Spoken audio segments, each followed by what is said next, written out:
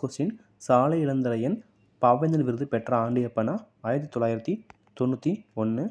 So ரொம்ப ஒரு முக்கியமான கொஸ்டின் கூட இது. அடுத்த கொஸ்டின் புதிய பொருளாதார கொள்கை தொடங்கப்பட்ட ஆண்டு எப்போ அப்படின்னா 1991. அப்போ தான் எல்பிஜி முறை கொண்டு வந்திருப்பாங்க.